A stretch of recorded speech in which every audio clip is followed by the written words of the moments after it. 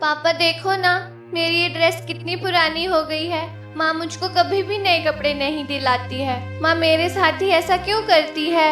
रमेश अपने बिस्तर पर लेटा हुआ अपनी बेटी की सारी बातें सुन रहा था, लेकिन वो कर भी क्या सकता था। 2 साल पहले हुए एक्सीडेंट के बाद वो अपाहिज हो चुका था और अब खुद से उठ भी नहीं सकता था। रमेश को बीते दिनों की याद आने लगती है। 15 साल पहले की बात है, जब रमेश और उसकी पत्नी सीमा खुशी खुशी अपना जीवन जी रहे थे, लेकिन उन्हें संतान का सुख प्राप्त नहीं हुआ था। सीमा जब दूसरे बच्चों को देखती थी तो वो घर आकर बहुत रोती थी।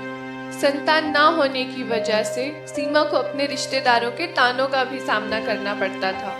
ऐसे ही एक दिन सीमा और सुरेश अपने घर के पीछे बने बगीचे में टहल रहे थे तो उन्हें वहां बने हुए कुएं के अंदर से एक बच्चे की रोने की आवाज आती है। वो दोनों जब कुएं में देखते हैं तो पाते हैं कि पानी के ऊपर एक टोकरी में बच्ची रो रही है। वो दोनों उस बच्ची को देखकर हैरान हो जाते हैं और उसे कुएं से निकालकर अपने घर ले जाते हैं। ये कैसा चमत्कार है सीमा, ये बच्ची हमारे कुएं के अंदर कहाँ से आई होगी? मैं कुछ नहीं जानती, बस मुझे इतना पता है कि ये मेरी बेटी है। भगवान ने इसे मेरे लिए ही भेजा है। हाँ सीमा, तुम सही कह रही हो, ये हमारी ही बेटी है। हम इसे दुनिया की सारी खुशियाँ देंगे। सुनो जी, हम अपनी बेटी का नाम नीलम रखेंगे। अब सीमा और रमेश अपनी बेटी के साथ खुशी खुशी रहा करते थे, लेकिन किस्मत को तो जैसे कुछ और ही मंजूर था। एक दिन अचानक सीमा को बहुत तेज बुखार हो जाता है और बुखार के कारण उसे अस्पताल में भर्ती करवाना पड़ता है। सुनो जी, मुझे नहीं लगता कि मैं अब जिंदा बच पाऊंगी। मैं अपनी बेटी के साथ और जीना चाहती थी, उसे इस दुनिया की हर खुशी देना चाहती थी, लेकिन भगवान ने मेरी किस्मत में मेरी बेटी का प्यार भी नहीं लिखा। मेरे जाने के बाद आप नीलम का बहुत ख्याल रखना। मैं नहीं चाहती कि मेरी बेटी को माँ की कमी महसूस हो। तो आप मेरी चाचा की बेटी से शादी कर लेना, वो बहुत अच्छी है। वो मेरी बेटी को बहुत प्यार से रखेगी। इतना कहकर सीमा ने अपना दम तोड़ दिया। कुछ समय के बाद रमेश के ना चाहते हुए भी उसकी शादी सीमा की चचेरी बहन कामिनी से करवा दी जाती है। कुछ सालों के बाद कामिनी की एक बेटी होती है जिसका नाम रश्मि रखा जाता है। रश्मि के पैदा होते ही कामिनी नीलम और रश्मि में भेदभाव करने लगती है। रमेश की वजह से कामिनी नीलम को कुछ नहीं कह पाती थी, लेकिन अंदर ही अंदर उससे नफरत करती थी। लेकिन रमेश के एक्सीडेंट के बाद से सब कुछ बदल जाता है। अब रमेश अपने बिस्तर से हिल भी नहीं पाता था। शुक्र है भगवान जो इस आदमी के पास बैंक बैलेंस और प्रॉपर्टी है, नहीं तो मैं और मेरी बेटी तो गरीबी से ही मर जाते। कामिनी अब नीलम के साथ बहुत बुरा बर्ताव करने लगी थी। माँ मुझे बहुत भूख लगी है, कुछ खाने को दे दो। सारा घर का अनाज तुझको खिला दूंगी तो मैं और मेरी बेटी क्या भूखे मरेंगे? चल जा यहाँ से, पहले कपड़े धो, उसके बाद जो खाना बचा होगा वो खा लेना जाकर, और अपने उस अपाहिज बाप को भी खिला देना। लेकिन रश्मि एक अच्छे स्वभाव की लड़की थी। वो अपनी माँ से छुपकर कभी कभी नीलम और अपने पिता को खाना खिला दिया करती थी। ऐसे ही समय बीतता रहता है। पापा आप क्या सोच रहे हो? तभी रमेश अपनी सोच से बाहर आता है। तभी वहाँ पर कामिनी आ जाती है। अरे ओ नीलम, सारा दिन बैठकर बातें करने के अलावा तुम्हारे पास कोई काम नहीं है क्या? आज मेरी माँ आ रही है मुझसे मिलने, चल जल्दी जाकर खाना बना। जब कामिनी और उसकी माँ बैठकर खाना खा रहे होते हैं, तब नीलम से गलती से एक प्लेट टूट जाती है। अरे कामिनी बिटिया, तूने इस नौकरानी को ज्यादा ही सर पर बिठा रखा है। देखो, इसने तुम्हारी इतनी महंगी प्लेट तोड़ दी। अरे सोच क्या रही है? डंडा उठा और इसको अच्छे से सबक सिखा दे। कामिनी डंडा लेकर नीलम को बहुत बुरी तरह पीटती है। नीलम बेसुध होकर वहीं गिर जाती है।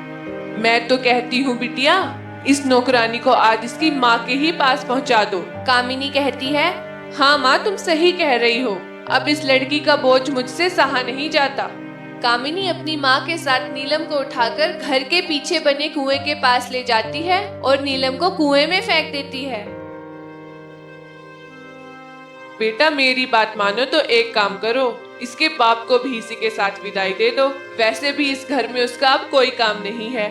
फिर तुम अपनी बेटी के साथ आराम से उस घर पर राज करना बिटिया। हाँ माँ तुम सही कह रही हो, अब उस आदमी की मुझे कोई जरूरत नहीं है, मुझे यही करना चाहिए। होश आने पर नीलम अपने आप को पानी के अंदर बनी दुनिया में पाती है। ये मैं कहाँ आ गई और क्या ये कोई सपना है? तभी उसके सामने उस पानी की दुनिया के राजा और रानी प्रकट हो जाते हैं। तुम कोई सपना नहीं देख रही हो नीलम, ये तुम्हारा असली घर है और हम दोनों तुम्हारे असली माता पिता हैं। तभी तुम यहाँ पानी में भी जिंदा हो। कई सालों पहले जब तुम एक छोटी बच्ची थी तो एक राक्षस के डर की वजह से हमें तुम्हें यहाँ कुएं के ऊपर छोड़कर जाना पड़ा था ताकि तुम सुरक्षित रह सको। लेकिन आज कामिनी ने जो तुम्हारे साथ किया है उसकी सजा उसको मिलकर ही रहेगी। हमें जल्दी चलना होगा बेटी, नहीं तो कामिनी तुम्हारे पिताजी को भी मार डालेगी। वहीं दूसरी तरफ कामिनी अपने पति को मारने के लिए पानी में जहर मिला देती है। लो रमेश, दवाई खा लो। तभी वहाँ पर नीलम आ जाती है। नहीं पापा, ये पानी मत पीना। इस औरत ने इसमें जहर मिलाया है। इसने मुझे भी घर के पीछे बने कुएं में फेंक दिया था। लेकिन तू वहाँ से निकल कैसे आई? जो भी हो, लेकिन अब मैं तुझे जिंदा नहीं छोड़ूंगी। ये कहकर नीलम की माँ कामिनी की तरफ हमला कर देती है। तभी वहाँ पर पानी की दुनिया के राजा और रानी प्रकट हो जाते हैं। कौन हो तुम दोनों? मेरे घर में घुसने की तुम दोनों की हिम्मत कैसे हुई? नीलम अपने बारे में अपने पिताजी को सारी बातें बता देती है। अच्छा, चलो अच्छी बात है। अभी तुम सबको ठिकाने लगाकर मैं पानी की दुनिया में ही भेज देती हूँ। ये कहकर कामिनी नीलम पर हमला कर देती है। तभी पानी के राजा गुस्सा होकर कामिनी पर अपना जादुई पानी डाल देते हैं, जिससे कामिनी की वही मौत हो जाती है। यह सब देखकर कामिनी की माँ डरकर वहाँ से भाग जाती है।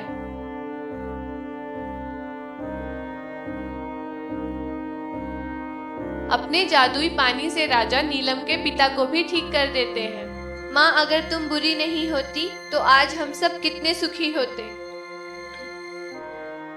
राजा और रानी भी नीलम को आशीर्वाद देकर अपनी दुनिया में वापस चले जाते हैं। अब नीलम अपने पिता और छोटी बहन के साथ सुखी जीवन जीने लगती है।